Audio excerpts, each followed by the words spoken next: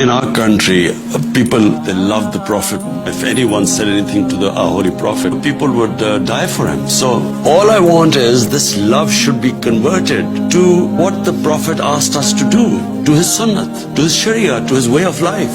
Because the Quran orders us that we must follow the way of the Prophet, because he is a living Quran. He personified what is in the Quran. So therefore, all I want our younger generation is to learn. So the Rahmatul Alameen authority, there are various things, but one of the things is that in universities and colleges, we want there to be research done about his seerah, his life, so that our youth is aware of his life, his history.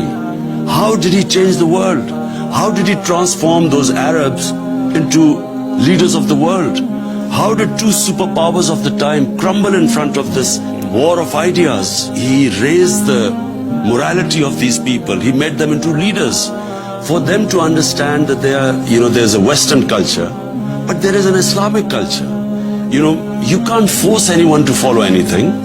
There's no compulsion in religion. But we must at least give our youth this option that there are two ways of life.